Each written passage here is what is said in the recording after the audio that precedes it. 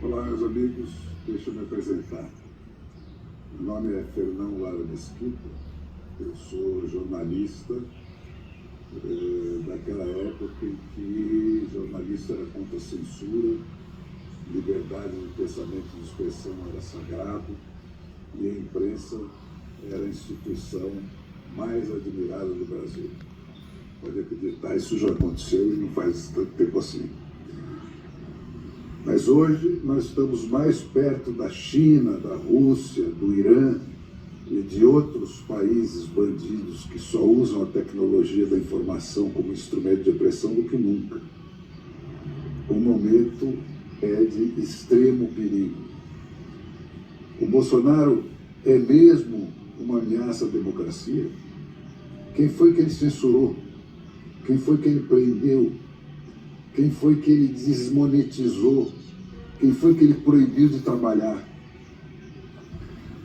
Foi ele que dissolveu sistematicamente o Congresso Nacional no mensalão para afogar o poder eleito e plantar no lugar dele esse STF que, sem voto nem lei para isso, se comporta feito a Inquisição do século XVI, né? E anula, sem dar satisfação para ninguém, qualquer lei ou decisão votada pelos 513 representantes eleitos dos 150 milhões de eleitores brasileiros? Honestamente, ao que é que você está respondendo quando você pensa em votar no Lula ou em anular o seu voto, que a essa altura dá no mesmo? Quando você vota no Lula, quando você anula o seu voto, você está entregando de volta ao PT o Tesouro Nacional, que financiou todas as ditaduras latino-americanas que foram arrancadas do túmulo pelas bruxarias do João Santana, aquele que elegeu o Lula, e depois o Maduro, e depois o Daniel Ortega, e depois a Cristina Kirchner, e toda a corja que hoje nos cerca, com dinheiro roubado no Brasil. Quando você vota no Lula, ou quando você anula o seu voto, você está confirmando o cancelamento do Poder Judiciário brasileiro pela canetada do Dr. Fachin, o advogado dos comícios do MST, que a Dilma enfiou no Supremo para anular a sentença de 9 juízes das 3 instâncias do Judiciário abaixo do STF. Tirar o Lula da cadeia e meter ele na porta da presidência. O Lula, faltando uma semana para a eleição, nem se tocou de publicar um programa de governo, porque não precisa, é o mesmo de sempre. Eles já tentaram 3 vezes antes passar o mesmo golpe e foram impedidos sempre na última hora.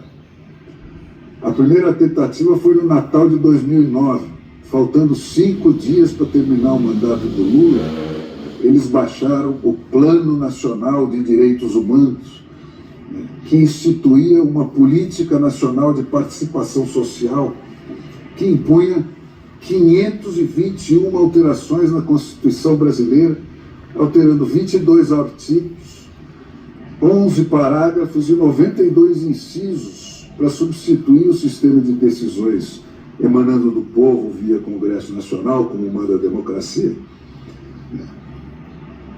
A segunda tentativa foi uma reedição do mesmo pacote, então rebatizado de decreto número 8.243 da Dilma Rousseff, baixado no dia 23 de maio de 2014, véspera da Copa.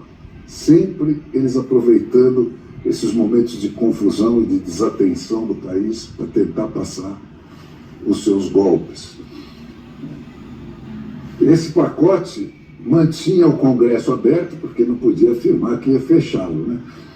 Mas sem nenhuma função, porque tudo passaria a ser decidido por plebiscitos convocados pelo presidente da República e decididos por novos mecanismos deliberativos a cargo de movimentos sociais e representantes da sociedade civil organizada.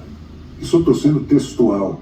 Eu vou deixar para depois, para vocês depois, o link onde vocês podem ler palavra por palavra o que eles escreveram e tentaram passar 3 vezes antes de agora, né? Por esse instrumento, né, todos os poderes da União e do Ministério Público, assim como os do Judiciário, estariam submetidos a esse tipo de controle social, né, sempre entre aspas.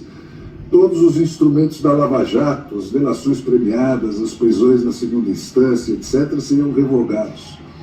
E o controle da mídia, a obsessão do Lula, se faria com a atuação da Anatel e da Polícia Federal para impedir perseguições como a que o Lula tinha sofrido. Com o STF e a mídia dominadas, eles desistiram dessa frescura, né? Não precisava mais. Rodou o Ministério Público.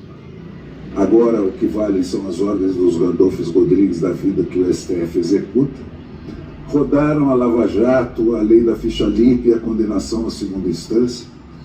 Rodou a liberdade de imprensa, caçada pelos próprios jornalistas. Mas tinha muito mais que ficou ainda por fazer. O plano instituía uma comissão de direitos humanos nos legislativos, em cada legislativo. Estou falando do municipal, do estadual e do federal. Em cada uma teria uma comissão de direitos humanos para fazer uma triagem prévia das matérias que eles poderiam ou não processar. Quer dizer, os escolhidos do PT, dos movimentos sociais, que diriam para o legislativo eleito pelo povo o que eles poderiam ou não processar. Eles obrigariam todos os professores do país a fazer um processo, passar por um processo de reeducação.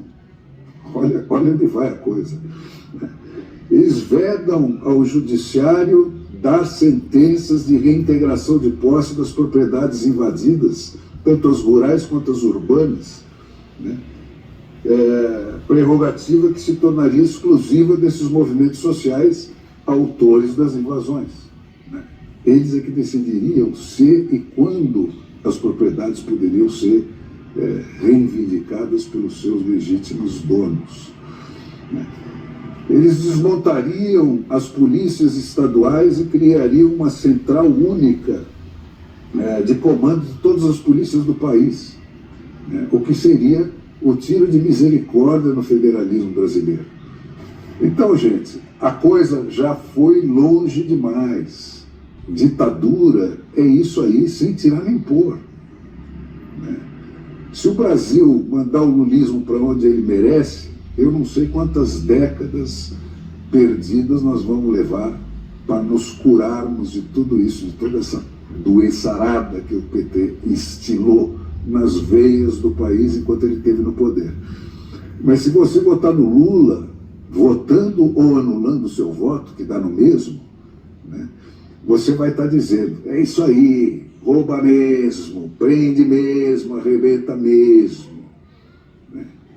Se sem precisar a coisa já chegou, se sem isso a coisa já chegou onde chegou, imagine se as urnas disserem isso para esse pessoal.